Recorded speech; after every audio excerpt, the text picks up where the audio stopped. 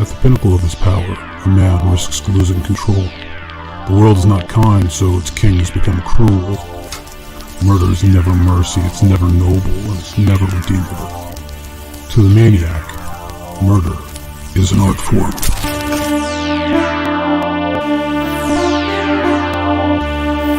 What is happening? For God's sake, something.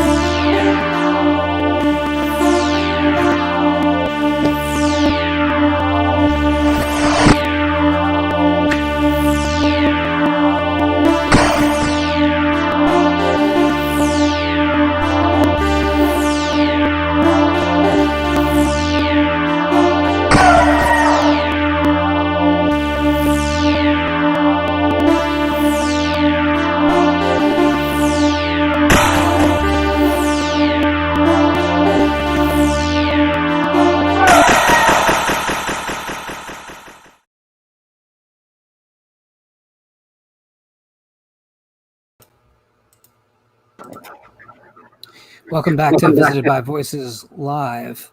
I'm joined today by a man who manages to balance two of the toughest aspects of modern horror fiction. That is, the truly horrific and the truly comedic. A lot of people say that they are very similar, the two fields, but in reality, there's very few people who can balance the two with any form of symmetry and get the desired effect of having you shiver on one page and scream in terrifying laughter on the next. I'd like to welcome to the audience the one, the only, Mr. Jeff Strand. How are you, sir? I'm doing good. How are you? I'm overheated in the heat and absolutely at this point full of cabin fever like no one's business. Other than that, though, which is I think the temperature of the entire nation, if not the world at this point. Other than that, though, I'm pretty good. I'm pretty good by 2020 standards. So is that a 19, but not is that so a group compared to a lot of other people? Well, that's true. We're not digging mass graves at this point, at least under our feet. But I'm wondering if that we're grading on a pretty steep curve to say that we're feeling okay, to be completely there's honest. a definite curve involved. There is cabin fever and insanity setting in, but yeah, 2020 does kind of suck.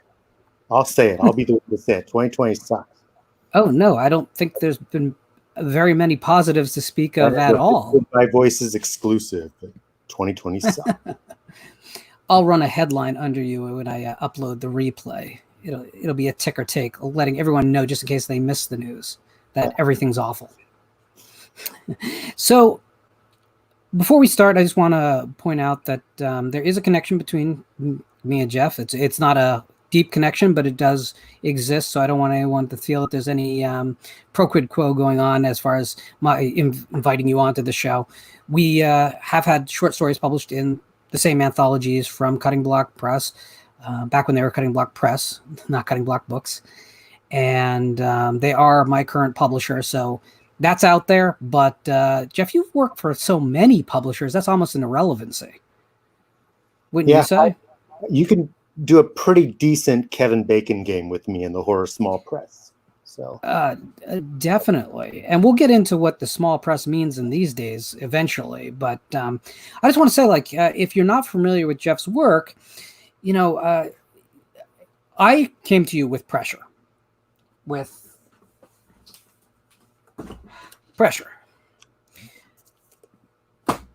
And so I've been with you for a while, a few years. Of course, pressure is different than everything that came later from you, it seems. You have done things more in its vein, but that's a tough book.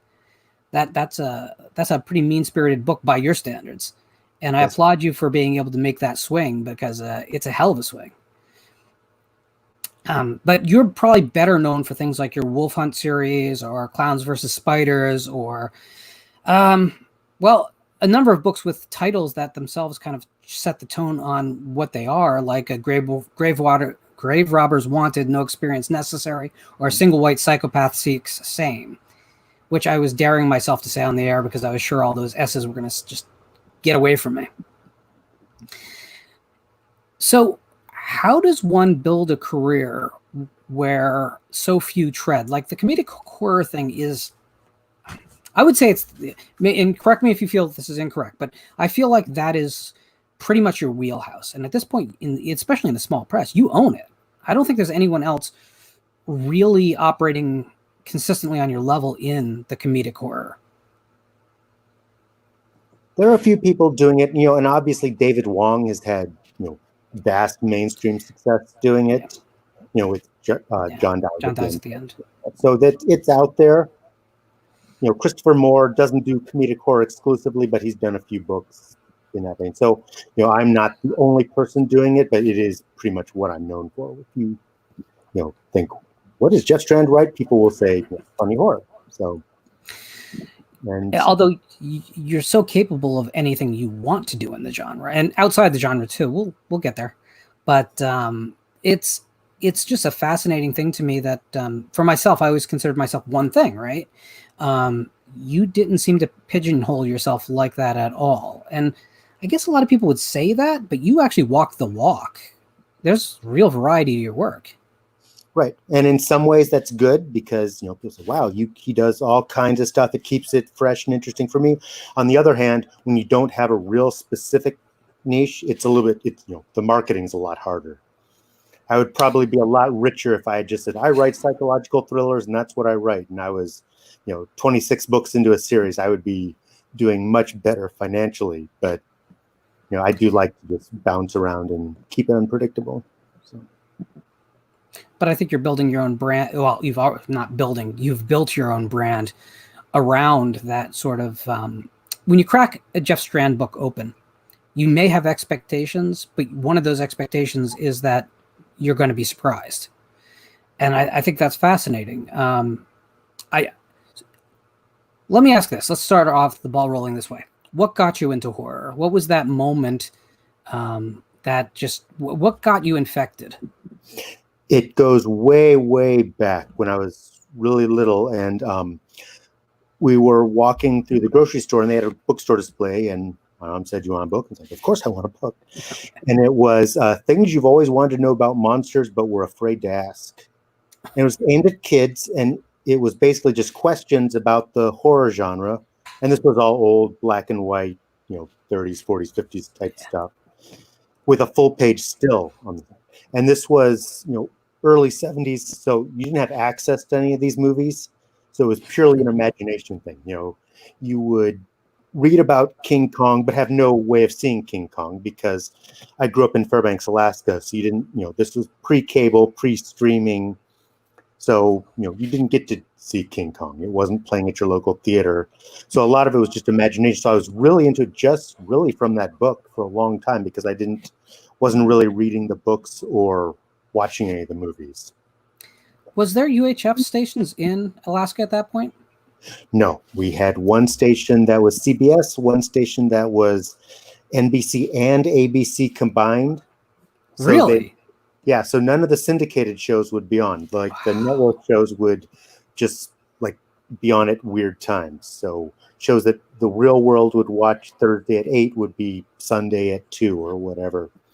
And then there was a religious station, and then there was Channel 9, which was PBS. So that was it until we got cable, which was long after that.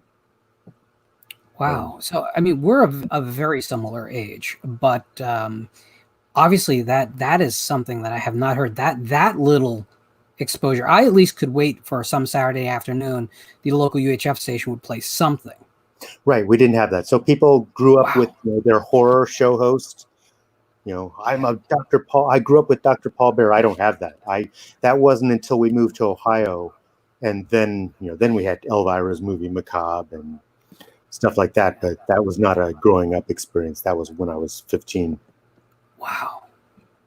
Wow. And I mean, again, we're of a similar age. So you're talking about a good 12, 14 years or so before the VCR probably enters the picture. Right. So, wow. So how about book distribution?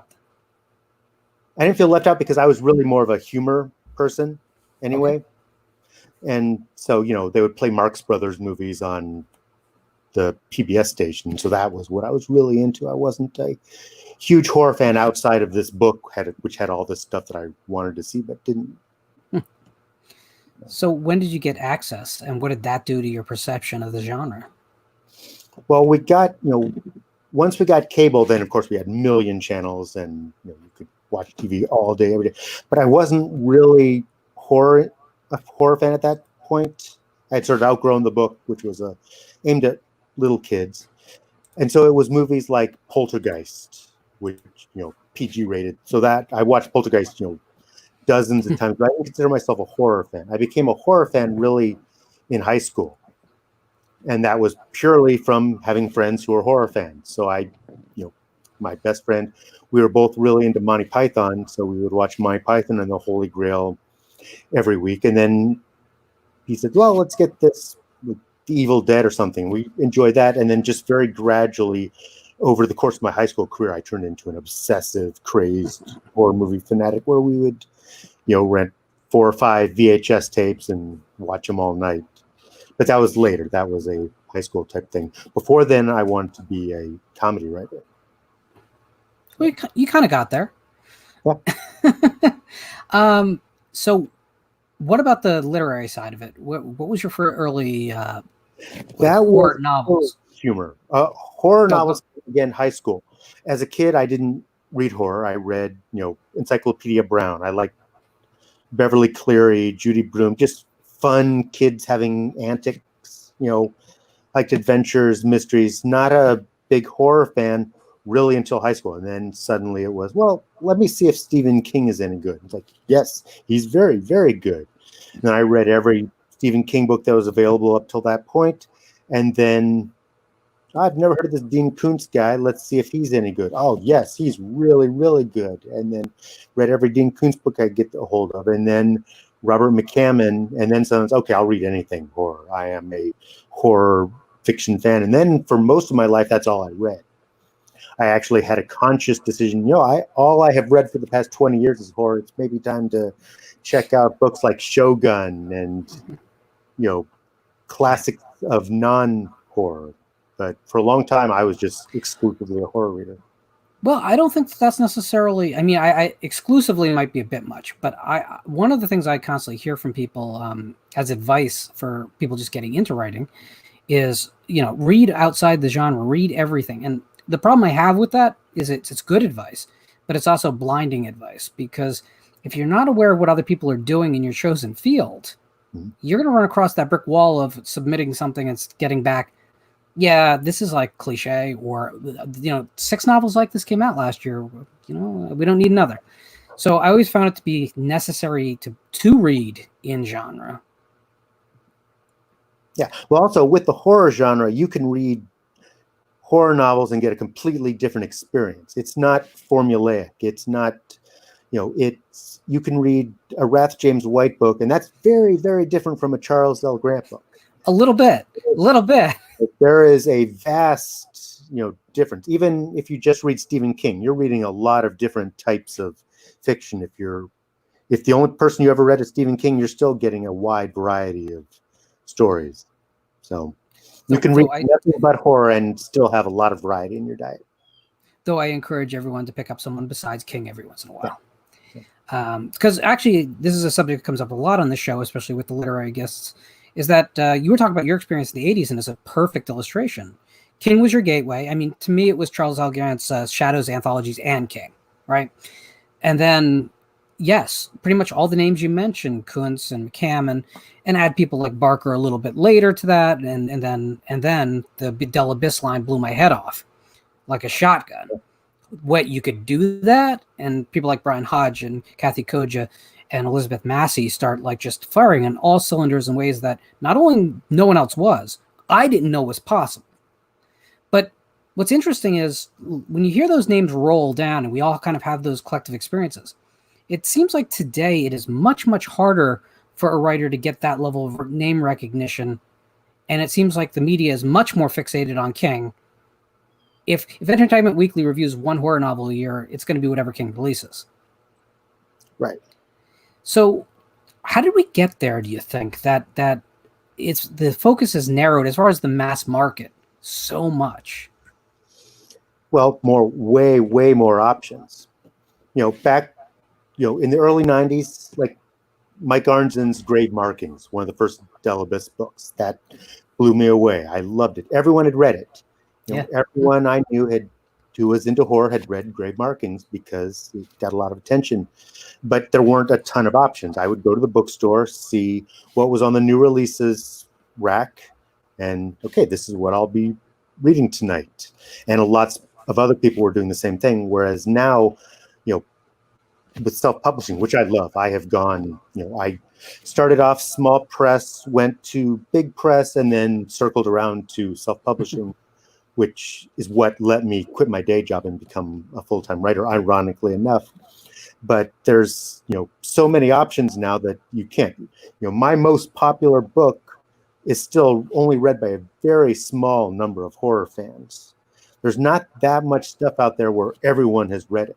It used to be when the Stoker list would come out, it's like, yeah, read that, good choice. Ah, don't agree with that one, good choice. Now, even though I'm in tune with the horror genre, there's still lots of stuff on the list. It's like, wow, I haven't even heard of that one just because it's so fragmented, because there's so many opportunities available, which is great from the standpoint of authors can, they don't have to be, doing something specific. There's opportunities for everyone. But again, there's, as far as readers go, the audience is more limited for any one book, and you don't have the same point of reference as opposed to when everyone was reading the latest Delibes release. Yeah. Everyone knew who Kathy Koja was at that time. And now absolutely. Not everyone knows who I am. I was not ever at a Kathy Koja level, but I'm relatively well known in the horror genre, but there are lots of people who have no idea who I am. So yeah, and that's kind of what I'm getting at. With your catalog and the influence you have already had on a generation of writers, I just think that you should be a lot more synonymous with what you do in the mainstream. Among the insulated horror community, I think you definitely have that. But I don't think it's your failing at all. I just think that it used to be not unheard of for media outside the bubble to pick up on something happening in the genre and pointing it out. Because realistically, I mean, someone like Robert McCammon kind of came up during the King bubble, as far as popularity anyway. Mm-hmm. There's no coattails to ride now. And I don't mean that as far as talent. I just mean it as far as the media attention. It seems like it's very isolated. Right. But I want to cut in with something that'll make us smile when we're talking about all that doom and gloom. And that's Lionel Ray Green wanted you to know that Dweller is an all-time favorite. Well, thank you very much, Lionel. I actually got to meet Lionel at a Bigfoot conference, and it was a terrible, terrible Bigfoot conference. But was Lauren Coleman there? No, it was. And it was a terrible Bigfoot conference. It was dismal. So I got to actually, step outside of the lame conference and hang out with Lionel Ray Green for a while. So, well, that's awesome. Yeah. And Jacob says he's suggesting to one of our other members of the chat, Jamie, check out Pressure. Really good stuff. Still my favorite of his. And I'm going to agree with him there, but we're going to get there because I have things to say still years later. I've been saving this up for how long ago did Pressure come out? The Earthling edition came out in 2006. Which is what that is. So that's when I've read it. So we're working on 14 years. I've been waiting to let it all out. That's okay. So there was another question down here about films that influenced you. Actually, I think it was when you were speaking about not being able to see films. Yeah, Jamie asks, what is your most influential horror film? What scared you the most? I'm not sure what film would be the most influential. There are films, that I love. I don't know as far as having influence on my work, because that really came from comedy. It was the Zucker Brothers movies, the Naked Gun, Top Secret Airplane. That was the stuff that I studied obsessively and basically ripped off in my early writing. The Monty Python stuff. So all of the film influences were comedy. So as far as what really scared me, Poltergeist, Alien terrified me. I think probably the most intense film, the original Texas Chainsaw Massacre, which I saw that at a friend's house We had watched, I think, 4 other movies, so it was probably 5 in the morning. VHS, distractions, tired, and could not look away. It was so intense, so gripping, so scary, just like, could not look away from them. So that was, it's still the most intense film ever that I've seen. So if I were forced to say, what is the scariest movie you've ever seen? I would say the original Texas Chainsaw Massacre. As far as horror films that have influenced me, I don't necessarily know that there are any, because all my influences came from comedy films. All right. So we started to talk about this, and I just detoured us because I don't want to get the chat to get too far behind, or else I won't relay messages or questions. But so publishing has definitely changed. I think that's fair to say. Now, 15 years ago, we would have been talking about, is POD relevant or is it legitimate? And then it became self-publishing. And that question has changed a lot along with the business. But we've lost entire bookstore chains. We've lost a lot of the access in the real world. So we live in a world where like Amazon accounts for just the vast majority of book sales, period. So it's all coming from one source. And that source is not terribly interested in promoting any one individual writer or artist.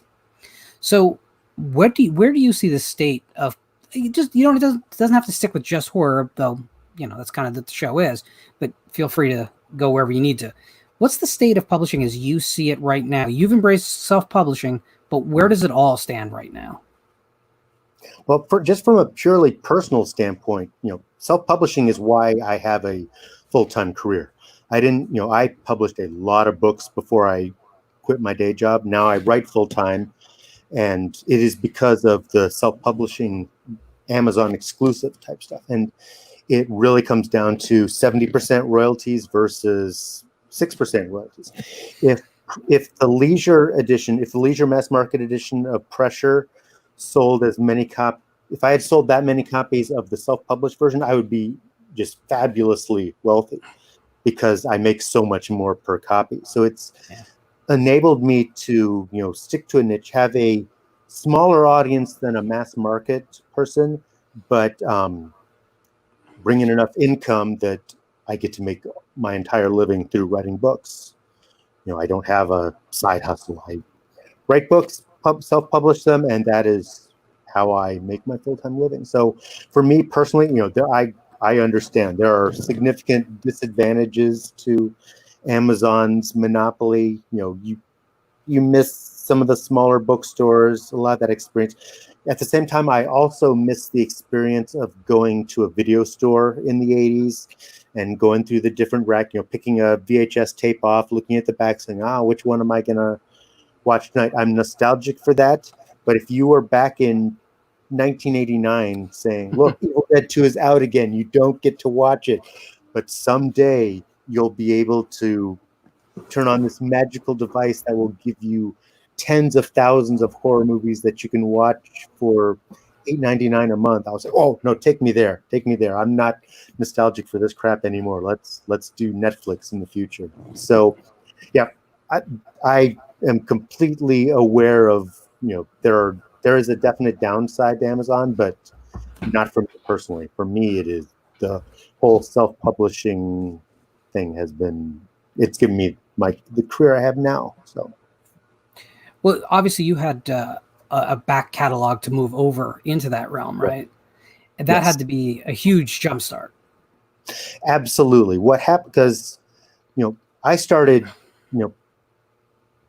I think early on you started to ask if it was hard to sell humorous horror. Yes. When I first started, you couldn't sell it at all. There was absolutely no market for it. All my rejection letters were, we enjoyed this, but not for us. Our marketing department wouldn't know what to do with it. So I started as small as you can possibly start. So I started with ebooks. My first one came out in 2000, and that was pre-Kindle, and everyone hated ebooks. So it sucked to be a pioneer in the ebook field because people just actively despised the whole concept. So it was a very, very slow rise for me, where it was ebook exclusives that no one would read, and then small press paperbacks, and then 9 years later, my first mass market release. And I did 2 with Leisure, and they were going to do 3. They were going to do Wolf Hunt. And up until that point, my standpoint had been, I will never self-publish. There is no scenario where I will self-publish. That is losers.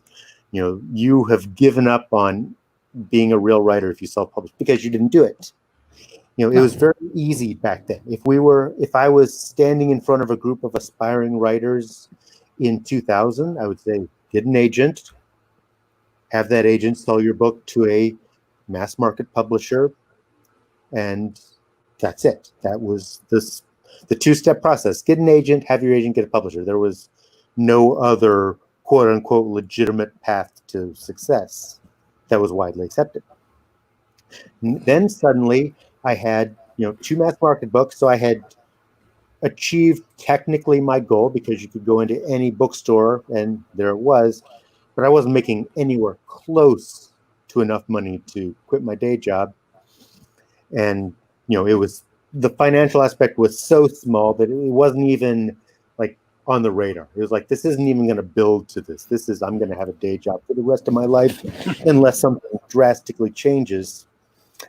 And so that's where I was when Wolf Hunt was supposed to come out, and Leisure basically canceled its entire horror line. So I was basically left with that book that wasn't going to come out, and I was like, okay, I can test self-publishing with a book that I've been promoting, that everyone knew was going to be a mass market release in 3 months. I had the cover. It was going to come out. It was going to be a quote-unquote real book. Or I can spend the next 3 years trying to sell a werewolf book when there's no other horror line. I said, you know what? Let's try it. Which is when I discovered the difference between 70% royalties and 50% royalties. I was like, I like this. It doesn't have the acclaim. You don't go to the bookstore and see it there. You're not selling as many copies, but you're getting such a bigger piece of the pie. The center's like, whoa, the advance that I never got paid has now been made up for in a couple months. And this is something to consider. And it helped because I was I wasn't starting from scratch. I was taking a mass market audience. Now, I came in at the end of Leisure. So if I had come in, during the glory days, I would have brought a much bigger audience. But I came when they really weren't marketing the books. There was, you could see the decline. If you were in the good era of Leisure, you would open up Rue Morgue magazine, and there would be a full-page ad for their latest release. And then it would be a half-page ad. Then it was a quarter-page ad. By the time Pressure came out, it was a quarter-page ad with 4 releases. So you were basically sharing your space. So you were getting about a 16th of a Rue Morgue page. And then by Leisure, by the time Dweller came out, they weren't doing anything. It was, and of course, I guess the blog post that we will post on the Dweller page on the Dorchester site. So there was nothing done for Dweller. So, but it was still a larger audience than you get if you're starting from scratch with self-publishing. Right. So I did have that advantage where I brought, a not huge, but decent fan base, and the legitimacy of saying, this isn't some untested, unedited book. This is someone who, has quote unquote have got through the gate. I have proven that the people in charge will let me into the system. And now I'm trying to work outside the system, but I've got that legitimacy. So that definitely helped. And then I was able to carry it through, the next 10 years of my writing career. Now, I realize that a lot of people in the chat may not completely get this question. So you guys are going to have to go with me here, because I know Jeff will get what I'm about to say. It had to be sort of a relief too, having worked with so many small presses and even some larger presses, to not have to constantly worry about whether the numbers you were receiving accurately reflected the sales that were out there. I was never really worried about getting ripped off. Now, keep in mind, Leisure would never send me a royalty statement. So I didn't get a royalty statement until Amazon took over the contracts. And they basically said, here's what Leisure owed you. We will pay it if you sign the rights over to us. I said, you know what? I'm going to forfeit the money and just take the rights, which was an excellent decision. So, as you know, I might have been ripped off. Even with small presses, it was just never something that hugely concerned me, which is kind of the same thing that's true with piracy. I'm sure I'm losing sales to piracy. Every Google alerts I get is about a pirated version of my book. It's not something I figure I've got, I can't worry about every element of my career. So I don't really worry about that element, and I don't really worry about the piracy. So from there, it's not a big thing. But there are definitely other things that it's nice to not worry about. It's nice to not have to worry that if your book tanks in the first 2 weeks, your career is over. Like if one of my published books doesn't perform well, which happens because I bounce around a lot, and a book like My Pretty sells extremely well, and a book like Bang Up sells extremely poorly, but I'm only accountable to myself when a book doesn't. Whereas with Leisure, it's like if Pressure had done badly, that would have been the end. They would have said, hey, numbers not looking good, so we're not going to renew our contract with you. So I don't have that stress. So it's kind of nice the fact that I'm only accountable to myself, whether the book does well or does poorly. So Los Cunningham asks, Stalking You Now was my first Strand. What was your inspiration for that novella? Basically, it was the twist. I don't want to give too much away. There's a very large twist early on. So I thought, okay, what you think the character is doing is not what he's doing. So once I came up with that idea, it was very much a book that I made up as I went along. I had that point leading to, and then I didn't really know where the story was headed. So it was just kind of a series of writing myself into a corner. So I would hit a point and say, okay, what am I going to do now? I have no idea. I'm stuck. And then figure something out and then get myself stuck to the next corner. And then it was basically, because the book really wasn't planned out at all, which I alter how I do that. Sometimes I have a strong plan, sometimes I don't. This one had no plan except for the first twist, and it was just a series of writing myself into a corner, figuring out what happens next, and eventually I had a novella with an ending. I think pantsing has its place, Yep. but it's dangerous too. It's definitely a more dangerous way to do it. Because it was a novella, it wasn't a full-length novel. Yeah. And I had a pretty generous deadline on it, so it wasn't like, oh man, I owe a book in 2 weeks. Let's make one up completely on the spot and make it as hard as possible to come up with a new twist. So it was done with low stakes and a generous deadline, so it wasn't too scary of a process. So you're not necessarily a tropes writer at all, although you have used tropes. The wolf hunt thing, for instance, right? Go ahead. Times because a lot of my books have consciously come from taking a trope and seeing how I can mess with it. Right. Like The Odds, one of my most recent books. A subgenre that I really enjoy is the demented psychopath playing games, where you're trapped and they're forcing you this game. So, now I'm blanking on the title, but stuff like or Hostel. Stuff like Hostel, stuff like The Game, the Hunt, any of those games where you're sort of trapped in this game. So I thought, okay, how can I mess with that? Because I enjoy that subgenre. I don't want to just write a clone of that subgenre. So what can I do to mess with expectations? So that's specifically what I did with The Odds. Wolf Hunt came specifically from, let's do a werewolf novel. How can I mess with that? Dweller came from, the bullied kid feeds the bullies to the monster that's his friend. Okay, what if that storyline took place over 60 years? What if it wasn't just the kid who feeds to the bullies to the monster in the shed?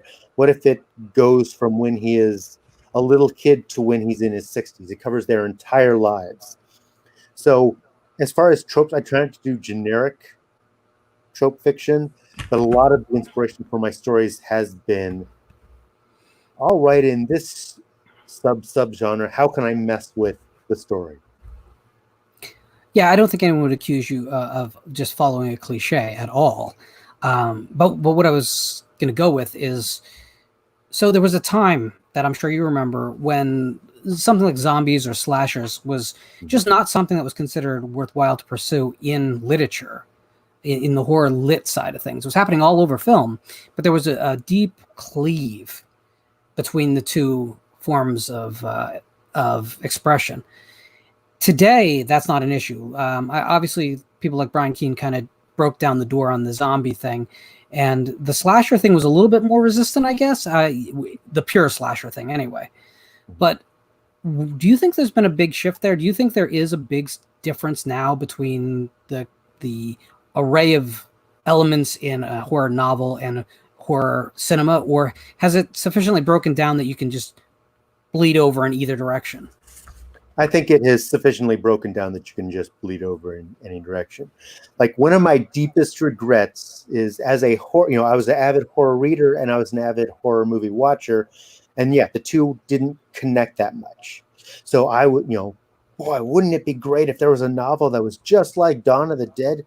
I should write that. Well, no, someone would have written that if that was supposed to happen. I didn't think you were supposed to write books like Dawn of the Dead, and I never did. And of course, I should have written Dawn of the Dead. I could have been Brian Keane. I could have been the one to start off that trend. But the stuff didn't really connect. There was not really the books that I liked and the movies I liked didn't necessarily cross over. I wasn't really aware of any movie version of Texas Chainsaw Massacre. Later there would be Jack Ketchum's Off Season, which was sort of thing, but that was Hills Have Eyes. That was kind of, yeah. That didn't happen right away. That was quite a bit later. So, yeah. But now, people love that. There's the whole nostalgia thing where this book is just like the 80s slasher films. Oh, sign me up. This book is, just like the Romero zombie movie that oh, absolutely. So yeah, there is definitely a lot of writers now who, and there's always a cinematic feel to a lot of my stuff. I haven't tackled the slasher movie genre. I may at some point. I haven't done any books that are like a slasher movie. I've got one zombie thing, which is not Romero-esque zombies. It's one zombie who keeps his personality. So I haven't done the Romero zombie type thing. But yeah, I think you can absolutely, if you love movies and you want to write books that are like your movies, the market is completely receptive to that now, which it wouldn't have been when I first started. And I think it works the other way too, which is the interesting thing, because you could read what you just said as, oh, well, horror films, horror book novels have degraded to the level of horror films.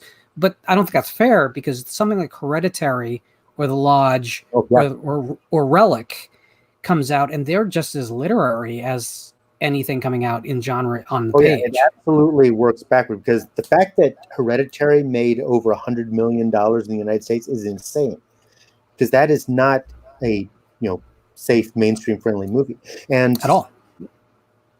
One thing that just floored me was that he followed up, instead of saying I've got the financial success, I'm gonna go for something even more mainstream. He goes for Midsummer. How was Midsummer a big hit? Because Midsummer is not a user friendly movie. It is weird. It is not that accessible. It's a fantastic movie, but that movie should not be a big hit. That's insane. Following The Witch, which The Witch is not a mainstream friendly movie, a big hit, that should not have been a big hit, because that's not pandering at all. And he takes that and says, I'm going to go even more insane. I'm going to go with The Lighthouse, which as distancing of a movie as you can get. That movie is like, that movie is trying to push audiences away. That's like, I don't want your mainstream success. I'm going to make something that I dare you to enjoy this movie. And a guy who could have made anything he wanted and completely took advantage of that. The movie was a hit. So yeah, The Lodge, there's a incredible trend of movies that are intelligent, do not at all pander to the lowest common denominator, and are fantastic and are financially successful, which is insane. It's great. Yeah, it's weird because it's easy to criticize what's going on in general in horror film, because I do think there is from the studios anyway, because A24 are kind of it's a different sort of beast. It's a production company that has a very specific vision, and we're getting people who are taking inspiration from that too, which is awesome. But it's easy to be really down on the big Hollywood productions. Real easy to be down on them. But it's interesting because at the same time, horror has never really been as popular ever before as it is today. When you consider that television shows are ridiculously popular to the point of being national obsessions, where King is as big as anything in literature still. I mean, and that's a legacy at this point of what, 45 years. Comic books are filled with horror titles at a rate that historically never happened. Video games are, I would argue, mostly ruled by horror games. It's really an astounding time for the genre. Now, it doesn't always feel like that, but it is. Well, yeah. I mean, if you went back to me as a high school student and said there is going to be a zombie movie, a zombie TV show that is going to be as gory as Day of the Dead, and it's going to be one of the most popular shows on television, I was like, yeah, right. Go away, future self. You're drunk. And The Walking Dead, one of the highest rated shows on TV, and as gory and dark as anything you can imagine. It's not a toned down zombie show. It is nihilistic and depressing and, as gory as any Romero zombie film. So it's insane. We live in strange times. Yeah. So Lionel again speaks up. He says, I know Jack Ketchum is one of your literary idols. Thinking of his devastating The Girl Next Door, what has been the toughest scene for you to write in one of your books? I guess it's in Pressure. Really, I don't know that I have a scene that is I don't, some writers will just completely get into the zone and they're like living what they're writing. And I'm always very focused on the technical aspects. So, during the really disturbing scenes in Pressure, I was very conscious of the technique. Okay, how can I, how graphic do I need to be to get the point across? How do I lead them one way and think that they're not head the other way? Because there's a scene in Pressure that is, hopefully shocking and upsetting. And it was, how do I not make you think it's headed that way so that you read it and you're like, oh my God. And going a step further, Paul Miller, the owner of Earthling Publications, said, Jeff, I had to repaginate a little bit because the surprise was on the right side and people sometimes peek over to the end if it only covers half a page. So I switched it so it was on the left side so that people would not unconsciously glance over and see the shocking ending of that chapter. Wow, that is... I'm not sure if that's inspiring or frightening. So, yeah. So it was really very conscious of the technical details. I do lots of, rewriting. So as far as I went into a fugue state and lived through this nightmare out on the page, and it just drained me, I'm really focused on, what is the best word choice to have this impact. A lot of it comes from humor writing, because humor writing is very much, it's not at the poetry level, but it is at the level of the word "and" is way funnier than the word "with." So my writing came from, very specific word choices could have drastically different effects, and I carry that into emotional impact, where it's like, okay, what, so I'm writing something like Pressure. Hopefully it reads like it just all came out on the page out of my depraved imagination, but it was really a very conscious attempt to have that impact. So as far as the impact on me, I finish a scene like that and then, woo, I bet that works. And then I go off and I'm just as jolly as I was before. I don't get depressed or emotionally messed up. And I also don't laugh at my own stuff. So I don't write a scene like, oh my gosh, that was a hilarious knee slapper. I'm focused very much on the impact and trying to make it funny, but I'm not amused by myself when I write. So I think we're there. Let's talk about Pressure. All right. First off, before we talk about Pressure, I just want to make sure, because it was earlier in your career, and I don't want this to seem like I'm focusing on some bygone glory days. So I want to make it clear to everyone that your body of work speaks for itself, and there is great material throughout. So I'm not going back 14, 16 years for any other reason except this novel personally was important to me. No, one thing I enjoy is that, they'll be on social media, what's your favorite Jeff Strand book? And it tends to cover the whole, gamut of my publication. Dweller shows up maybe a bit more frequently than others. Pressure shows up a bit more frequently than others. But, when people say, I did one podcast that was just a full deep dive into Blister because that was the book the guy liked. And if I were still, Blister was my only success, that's the only thing I ever did that meant anything, I would be, well, come on, can't we talk about my new stuff? But I am absolutely happy to go back to Pressure. So. Okay, I just wanted everyone out. I felt I'm pretty sure all you'd be in okay. Conversation. So. I was pretty sure you'd be okay. I just wanted to make sure that the chat and the viewers didn't mistake what I was doing here. No. This is the pressure portion of our interview with full cooperation from both parties. So. Cool. So the thing I think is remarkable about Pressure, and the thing that really galvanized me into reading your work after, because it was my first Strand, right, is that emotionally on the page, in the abstract, it shouldn't work. You should hate characters that you kind of root for and like, and you should be desensitized at a certain point. And I'm trying to remain vague because I don't want to spoil the book either. I think you know what I mean. Yeah. So that forced me to read the book twice, because the first time I read it just as a reader, second time I read it as a writer, going, okay, how do you do it? I want to see I want to see how he assembled the chassis on this, because it shouldn't work. And I think that's one of the biggest compliments I can pay you, is that I'm still thinking there's a little bit of witchcraft in there, because it again, if we were just lay out this happens, I don't think most people would think that the story would be effective or cohesive even necessarily. But the way you present it and the way the book is structured, it is a brilliantly conceived novel. How did you walk into the novel writing it knowing how you were going to pull it off, or did you have doubts? To switch books, a lot of my career has been doing books that shouldn't work. Like, as an example, Dweller. Leisure did not want to publish Dweller, or they didn't want to acquire it. I had to pitch it before they gave me a contract for it, so it wasn't written.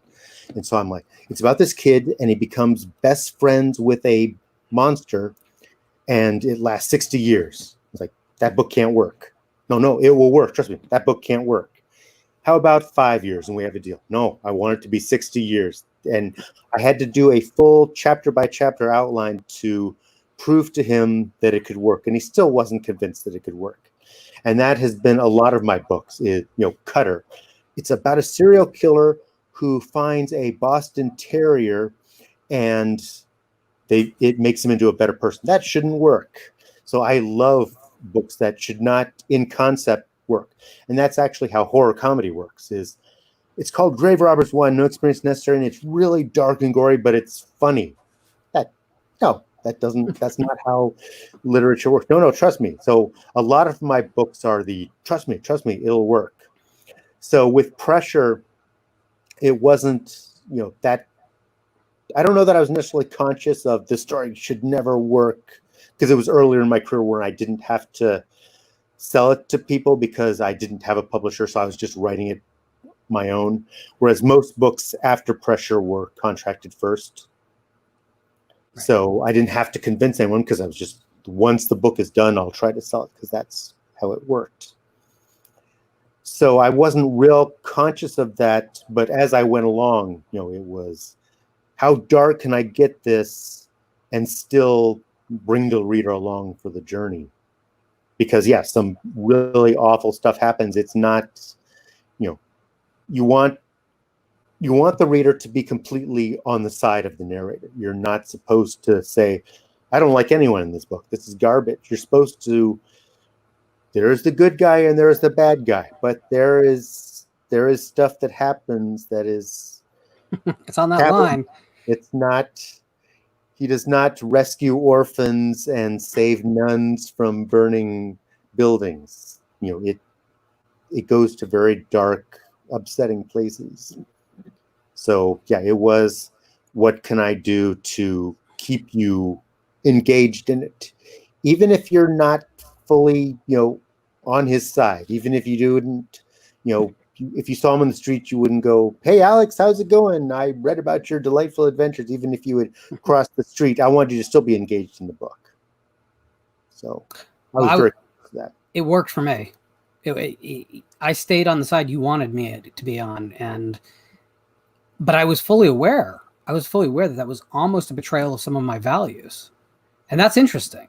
That's interesting because I always say all my videos start with a definition of the horror genre because I think that this is a genre that desperately needs to be defined. It went way too long without a definition, and it's about emotions. That's ultimately what it comes down to. There's a set of dark emotions that the horror genre evokes, including gallows humor, which is where you fit in most of the time.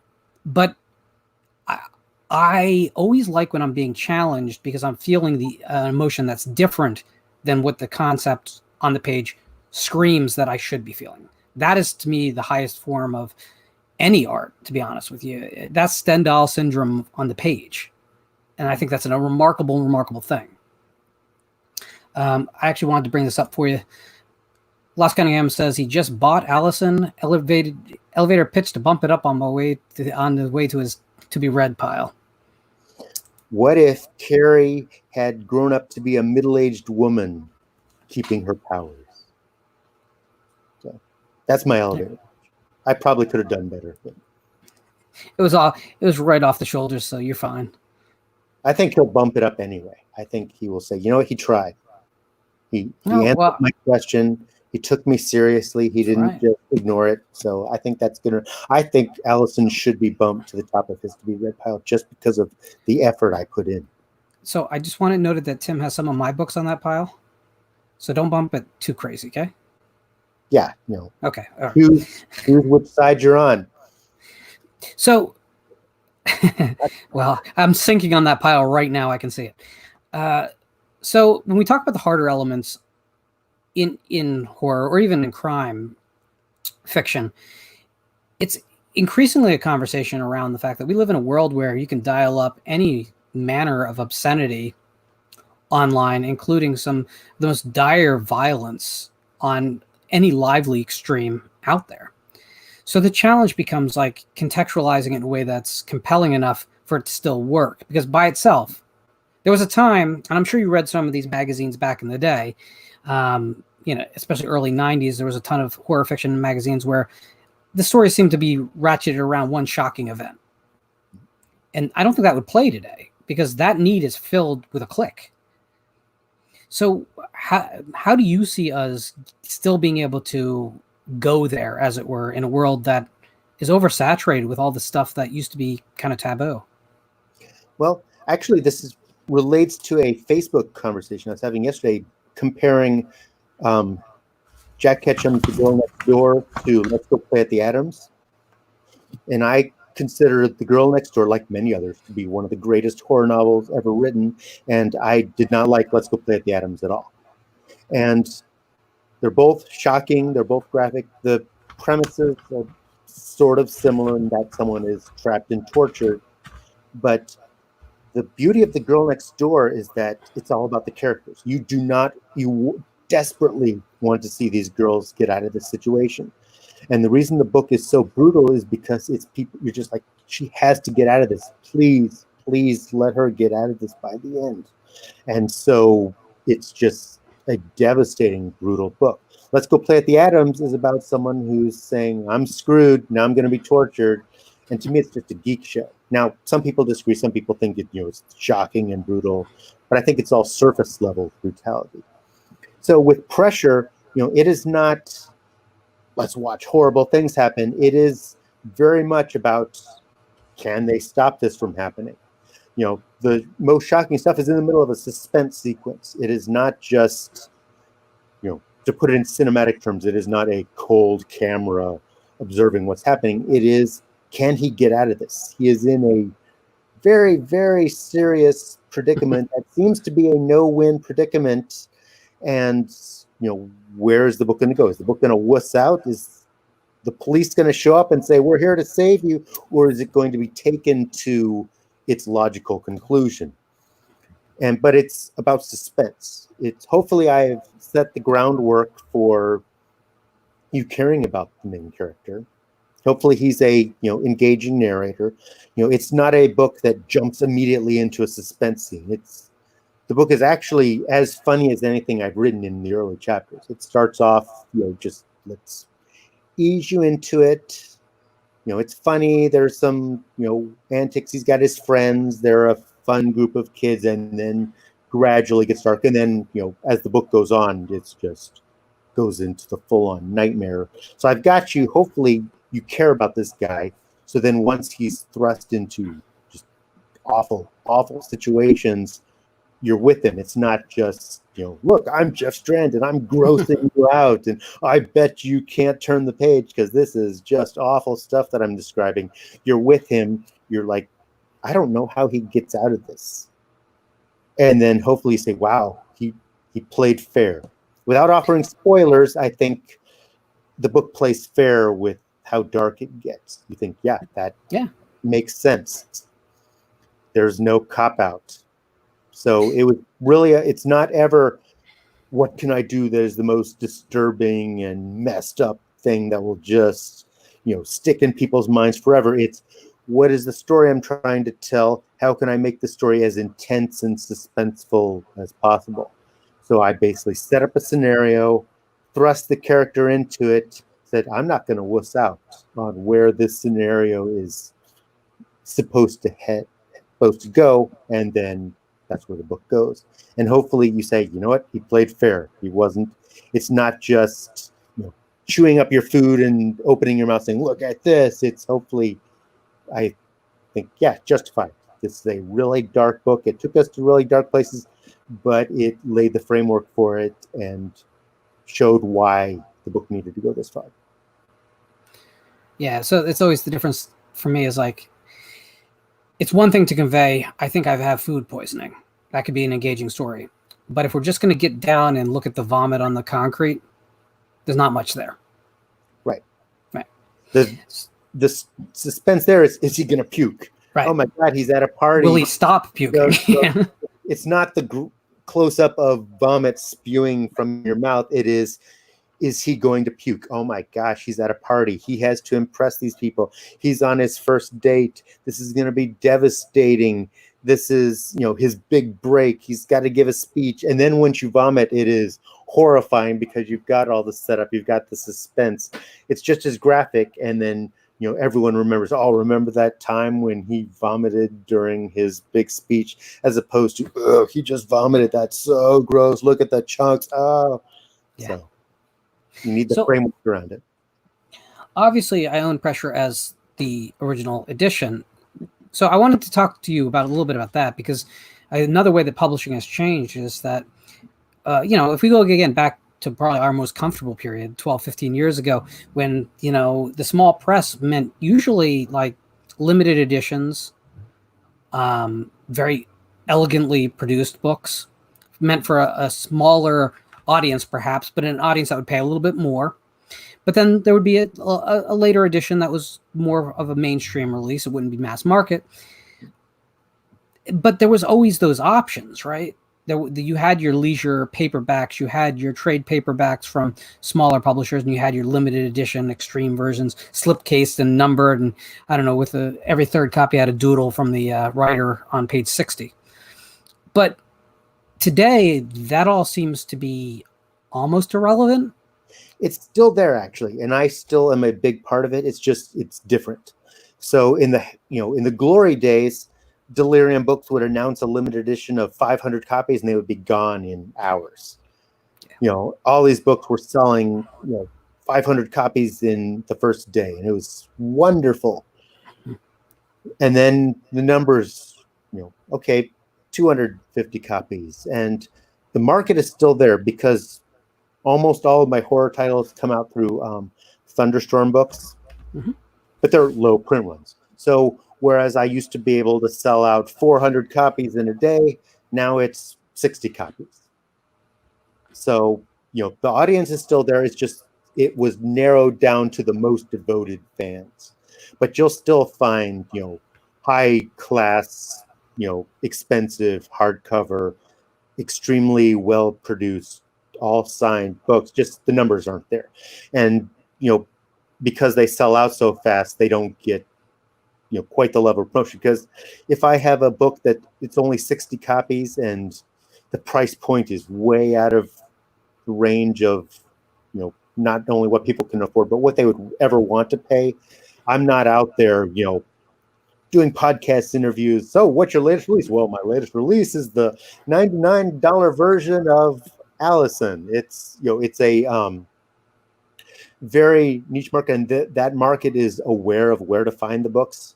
So I'll do a tweet and I'll do a Facebook post, and Thunderstorm Books will send out their newsletter, and then the audience has found the books. That's not something where, I've heard this Jeff Strand guy, he's an okay writer. I think I'll start with the extremely expensive limited edition. The audience is there. They buy everything. It's collectors. So, they don't want their Jeff Strand collection to be interrupted. So of those 60 copies, 55 of them are already spoken for. So it's really just me trying to push those last 5 people to pull the trigger. So you don't hear about it as much just because it's not as big of the market is small. And I'm not out there saying, guess what, everyone, I sold, the odds is sold out. This is great. And everyone say, oh, that's amazing news, because it's not like selling 500 copies. So it doesn't have the marquee value of, hey, everyone, I'm just so awesome. So but it's still very much there. Almost all of my books do appear in the deluxe gourmet editions. If you go to eBay, you'll find them. I've got a book eventually coming out from Cemetery Dance. I've got a Dark Regions Press book. The big difference is that the order is different. Thunderstorm does not make me have their book first. So it used to be, the Sinister Mr. Corpse came out from Delirium. It sold out in a day. Will there ever be another version? Will Jeff ever find a published part? We don't know. You may have missed out forever. Now every book that comes out is going to have, the ebook edition. It's going to have the trade paperback edition. I focus very heavily on the Kindle editions, but my books they're available in trade paperback, and they're available in the deluxe hardcover. So, and my young adult books, you can go to the bookstore, go to your Barnes & Noble young adult fiction, and there they are. So those options are still there. They just aren't, I kind of just, if I send a link, I'm not actively promoting either version. I tend to default to the Kindle version because it's cheap. It's $2.99. If you've never heard of me, you're out $3 if you don't like it. So I like those impulse buy clicks. Whereas the paperbacks are $12, which is still good value, but you think a little bit longer. So if I send out a link, hey, $3, try it out. You might like it. So, in a perfect world, you get the option to cast Andrew Mayhem for a series of films. Who do you cast? I have no idea. It's weird because my work is always, described as cinematic, and I'm 100%. I don't consider that an insult at all. And I think a lot of it translates pretty well to screenplays because it's dialogue heavy. I'm not a huge, descriptive type person. You just kind of get to the point. But as far as casting goes, I draw a blank. And, I've got various bits of movie interest going on, including one which, if it weren't for the frickin' plague, would probably be in production. It would be a big deal. And the actor that has been cast in the lead role is a completely recognizable actor. Everyone knows this actor, and you would never read the book and think, oh, that's who that should be. It's a great choice, but not anyone that I would ever have thought of, and I'm very happy with it. And that's as spoilery as I can get because all the movie stuff tends to be, do not say a word. So that was almost an exclusive. yeah, almost exclusive, but I'm not allowed to No blab problem. anything. It's maddening because it's a slow business. Even before the virus, it was a slow business, and now it's just like, Yeah. if life had gone on as planned, I would have all this amazing news. Right now, everything is just on hold. But when people say, "Who would you cast?" I literally have no idea because I never ever think of it in terms of actors. And people will say, what do you think of this person as Andrew Mayhem? I think that's a great choice. Never thought of that because I don't ever cast. Some authors will have pictures of the actors and they'll put them up to help them visualize, and it never occurs to me to do that. So I That just seems actually like don't pollution to me. know. If someone said, who do you think should be Andrew Mayhem? I don't know. You decide. You're the producer. That's your job. I'll write the name Andrew Mayhem said, and that's as far as it goes. So yeah, I can't play the who would you cast game because it never occurs to me. And you've won. Strand, I bumped Allison. Don't tell Lauren. That's okay. That's our secret.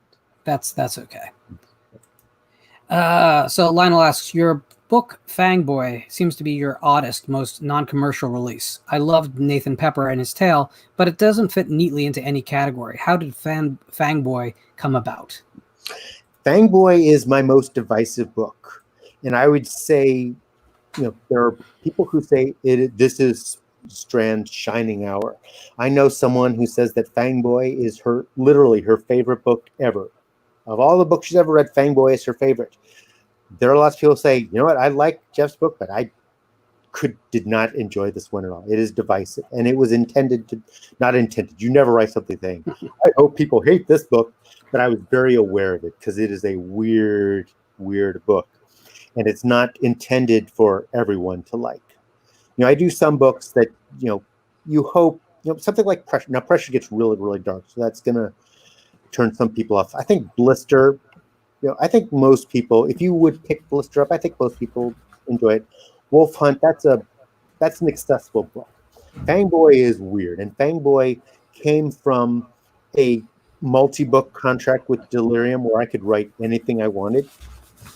Said, hey, I don't have to, there are no gatekeepers. I can do whatever I want.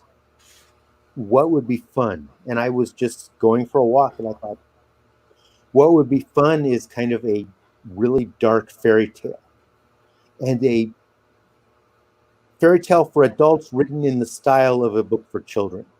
So there's no cursing in the book. There's no sex in the book, but it's extremely tasteless. But what is supposed to feel like it's accidentally tasteless. So it's, I'm horrified when people say, Jeff Strand wrote a book for children. Like, no, do not. The book is politically incorrect. It is, it is kind of purposely offensive in parts, not in a graphic violence, cursing type way, but just, lots of what is supposed to be unintentionally offensive type stuff. And, it is silly. It's about basically a boy named Fangboy who grows up with a mouthful of razor sharp teeth and how he's treated throughout his life. And it's a weird book. He spends a couple of years just wandering around in the forest after he runs away from home. It is purely children's literature, purely fairy tale type stuff, but as funny as I could make it. And, a lot of it came from the narrator because normally I am deep point of view. I'm either doing first person point of view, which is something like Pressure, or I'm hardcore limited third person. So if I'm writing in third person, the narrator doesn't know anything that the character doesn't know. And if I switch point of views, there's a section break and you're clearly in this other character's point of view. And so I thought what would be fun with Fangboy would be to be my first truly omniscient book. So you have a narrator who knows everything. And the extra twist was that the narrator assumes that you're familiar with the tale of Nathan Pepper Fangboy. So that kind of was fun, was you know the guy because he really exists. And now you're reading the biography of Nathan Pepper. So I had a lot of fun with a narrator who assumes that you know the basic story. Of course you don't because it's all made up, but I had a lot of fun with the narrator, the omniscient, and just doing something that was completely different. But it is a weird book. It's as funny as I could possibly make it. But when I do horror comedy, there's usually a genuine horror element to it with most of the books. So, the Andrew Mayhem series, it is dark and scary, along with the hopefully laugh out loud funny. And Wolf Hunt, it's supposed to be, you're supposed to read that book and just laugh and laugh and laugh. But if you don't, it's a good action-packed, gory werewolf book.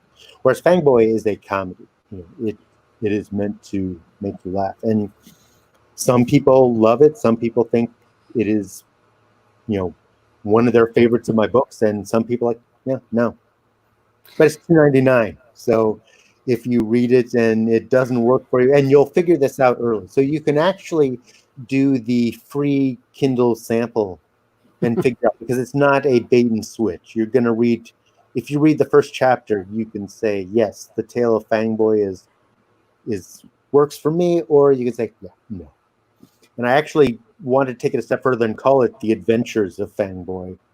And the publisher said, no, we're just going to call it Fangboy to, give it a little bit more commercial appeal.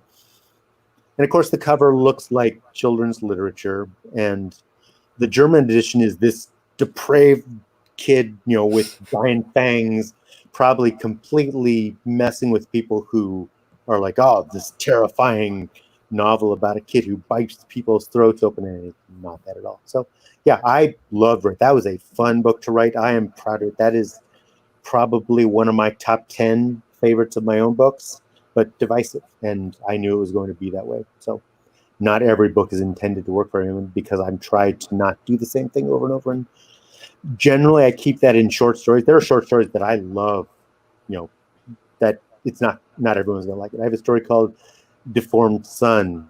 I expect a lot of people to hate that story. I love that story. It's 2,000 words. Your time commitment is very, very limited if you don't like it. So I thoroughly enjoy putting that in a collection. It's in the back half. It's not, you don't lead with. You don't lead or close with it. But, if you've read half the book and you're enjoying it, if you spend the next 3 pages not enjoying the story, that's fine with me. So I, normally I stick to that in the short story form. That's where I just go, berserk with the silliness, or, just really weird stuff. I don't typically at a novel, if you're doing 250, 300 pages, you kind of want the reader to be with you the whole time. But Fangboy, it's not, I know that's a very long answer to a chat question, but it's a fun book. I stand by it, but I'm not saying, oh, if someone says, what book should I start with? I do not say Fangboy. I say, start with Blister, start with Wolf Hunt, and then work your way to Fangboy. And if you don't like Fangboy, you can say, well, you know what? I enjoyed his other one, so I'll give him another chance. So we're going to follow up that with probably the most stirring intellectual question of the night.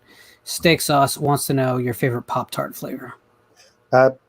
Strawberry unfrosted. I know that may be blasphemy, but I don't really like the frosting. It gets too sweet.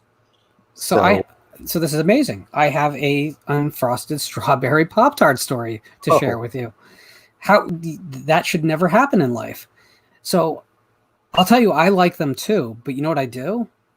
I slather peanut butter on top of them. No. So it's like a peanut butter and jelly sandwich Pop-Tart. No. And then you shove it into the toaster? No, after. It has to be after you. You can't, you know what you do? Do you have any idea what you do to your toaster if you did it before? That would be bad. Yeah. I will try it. I'm telling you. Then we'll do another episode. We'll do the follow-up episode devoted to whether or not that. I guess in theory, there's no reason that shouldn't be good. But it's amazing. I guess I'm just a Pop-Tart purist. It's like a hot peanut butter and jelly Pop-Tart sandwich. It's amazing. Well, Les Cunningham wants to know, what of your novels would you like to be made into a movie? well, lots of them are actually in, various stages of development. So kind of all of them. One that is not that I would love to see is Cyclops Road, because I think that would be a big, epic blockbuster type book. So that would be one where if you said, one movie with a big budget, what should be made, I would enjoy seeing that one. The only one that I'm actually involved with, because there's lots of stuff happening, but it's like, here, cash the check, sign the option agreement, and let us go away until it's time to promote it. I'm very much involved in The Greatest Zombie Movie Ever, which is an adaptation of my young adult book about kids wanting to make a zombie movie, and I did the screenplay for that. That's one of the few that I'm actually allowed to completely blab about. So that one, I'm allowed to. That's not no non-disclosure agreement. So that one I think will be fun. That one, they said, would you like to write the script? Like, yeah, I'd like to write the script. Every other one is, no, you stay away, because you'll be all precious about it. You'll be like, I did that for a reason. Pressure would be a pretty good movie, and there's, preliminary Pressure stuff. I think done right, Dweller would be a hard movie to make, but if you had the budget to do it and someone was willing to do a 2.5-hour movie, not that 8-hour movie, but if you couldn't do it in 90 minutes, I think Dweller, with the budget and the proper approach would be great. There are lots. I think I have, pretty much most of my books, I think would do. I'd like to see a Fangboy movie. Fangboy would be hard. Fangboy would be a challenge, but I don't necessarily have a preference for one over the other. I would like to see any of them made, and hopefully some will be. I hope so too. So Jacob asks, do you find horror literature to be scarier than film? I've been scared by many novels. I've been scared by very few films. As far as scary, meaning looking around, I don't think so. I think movies are scarier. I think literature is more disturbing. There are moments, like going back to, has literature crept into movies? Hereditary has a scene that is as uncomfortable and disturbing as anything I've ever seen, and it legitimately made me uncomfortable, and just not uncomfortable to the point of admiring but not enjoying it. But I get that a lot more in books. Read. Can I guess what scene? It is the scene after something really horrible has happened involving. Does it involve just going to bed? It involved just going to bed. We just talked about this like 2 podcasts ago, and I just pointed it out for the same reason you did. It's absolutely the most disturbing scene in the film. Yeah, you're watching it, it's like, because you can believe it happening. Oh, absolutely. That's what's bad about it. You can see yourself doing it. And it is just, I was like, I'm genuinely uncomfortable. I am genuinely not enjoying this experience because it is so unbelievably intense. And it is a camera pointed at a kid in bed. Yep. And it is just unbelievable. So, but the equivalent to that is, The Girl Next Door, a really good, Jack Ketchum book. So the really disturbing stuff, as far as, what is really, really scary, maybe Pet Sematary hits that level. But as far as, scary, genuinely, jumpy, jump out of your seat, I think for me, no, books are not as scary as movies. Books are more emotionally disturbing. I get into a book more. I'm more involved in the characters. I'm more, involved in, invested in the outcome. So I think there's a much stronger emotional connection in a book. But as far as scares, I think movies have it. Because in a movie, you can, you turn out the lights, you're only getting the glow of the top, and you can't read a book with all the lights out. So, I can't. That's for sure. Yeah. I think that it's a tough question to answer because you're talking about too broad a category on both sides. Yeah. I always bring up the film adaptation of The Haunting of Julia, the Peter Straub novel. And I think both sides are equally strong, but for very, very different reasons. I think that they're different art forms, so they play to different sides of your brain almost. I like to live in worlds, so you can do that on the page by getting us in a character's head and making us live their journey. On screen, you can do it just purely visually, like something like Blade Runner, right? You live in that world during the runtime more than the story. You definitely live in that world. Yeah. So I just think they're different. Yeah. I mean, I've never read a book that is as scary as the movie Alien, where I'm just, tense, edge of the seat type stuff. So Everyone in the chat is cringing because they're worried I'm going to go off on my aliens rant. I won't, by the way. Okay. So Jacob says, do you find Alex in Pressure to be sympathetic? Most might find him to be a pushover. However, I feel like he has darker impulses that he wants to indulge. Well, yeah, definitely. Yeah, I think he was intended to be a sympathetic character. And not I have seen I just want to slap him. No. Ultimately the basic elevator pitch is a kid is manipulated by his it's a beta and an alpha. Darren is the stronger personality in that two-person relationship. So I don't consider him necessarily a pushover. He stands up for himself. He essentially, the book is about Darren trying to push him into stuff, being unsuccessful, and then forcing him into situations from which there is no escape. So, but he is sympathetic, and you're supposed to be sympathetic to him even when the book goes pitch black dark. But if you go on Amazon, you'll see the 1-star. We're expected to sympathize with a spoiler redacted. So it's. But yeah, I do consider him sympathetic, and I do not consider him to be a full pushover. And there's maybe some darkness where he's not entirely he's not entirely repulsed by Darren. But if you read the whole book and say, man, he sucked, that is a failure on my part. So I didn't have that experience. Yeah. My experience was I felt like, well, let me ask you this.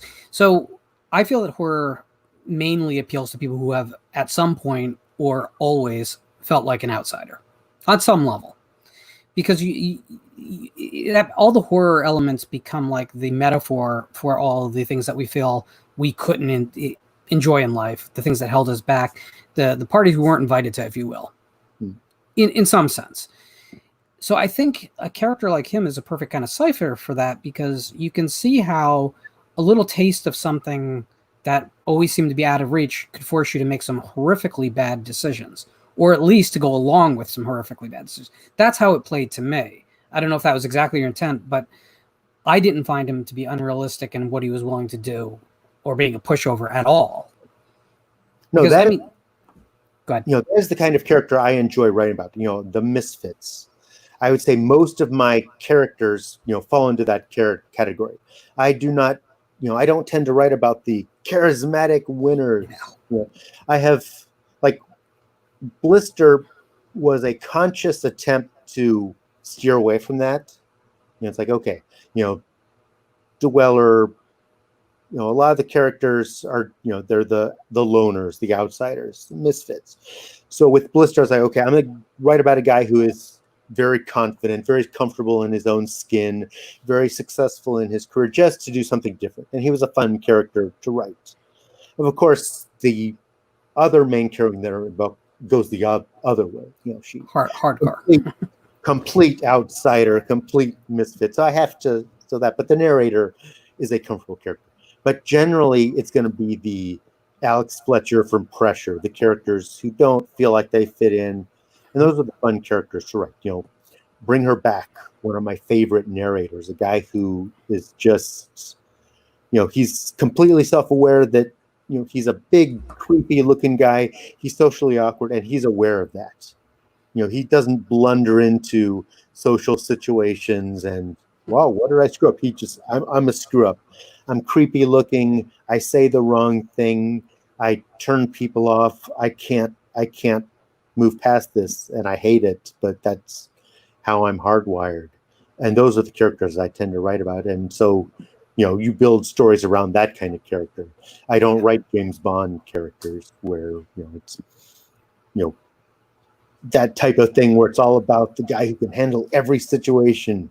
It's about characters who are, at a disadvantage when the story starts, and then things get very, very bad for them. So this will be our last question. I'm actually going to slightly change his question because I was going to ask it anyway. So Jacob asks, who is a younger horror filmmaker and novelist that excites you? Now, I answer that definitely, but I would be interested in just in general. They don't have to necessarily be younger to my mind, and they don't have to necessarily be simply horror. If you just want to rattle off some of the stuff you love, I always find that to be just as instructive as anything. Well, as far as novelists go, I wrote the introduction to a book called Reception by Kenzie Jennings. And it's basically a really messed up relationship book that turns into a cannibal horror novel. And it's just dark comedy, and it was her first published novel. And it's just a really interesting new take, because you think, oh, cannibals, you've done everything you can do with cannibals. Not this. This is so that was a really exciting new book, and I was happy to get to write the introduction and say, here, world, here's something new for you. And so, he's fairly prolific, but I'll say Christopher Ruffty, because I'm a big Richard Lehman fan, and we don't get any more Richard Lehman novels, but we get Chris Ruffty novels, which are like Richard Lehman novels. So, it's sort of like continues that wonderful trend. And I don't know. I had really enjoyed David Wong, and that's a terrible answer because I don't know how old he is. I know he's fairly newly published, but he's gone on to great success, like that. So I'm trying not to just rattle off a list of all my friends in the business, but there's a lot of exciting stuff going on in the small press. If you go with Death's Head Press, anything they do is exciting and new. Grindhouse Press is doing a lot of great stuff. The small press is healthy. I'm pretty much exclusively self-published, but there are a lot of publishers that are just doing really good stuff now. And as far as filmmakers, one of the bad things about streaming is that, because before stuff like Netflix, instant streaming, I would get DVDs and watch all the special features and become intimately involved with what these filmmakers were doing. And then now that it's streaming, I kind of just watch the movie, and so I'm not following the careers quite as closely. And so the idea of watching May at a film festival and say, Lucky McGee, yeah. Gosh, I'm gonna follow this guy for everything he does. As the jolt of excitement is not quite as intense as it used to be. There. And now because I don't have notes in front of me, there was a movie called Found. Mm-hmm. Oh, absolutely, and it's wonderful sequel if you haven't seen it.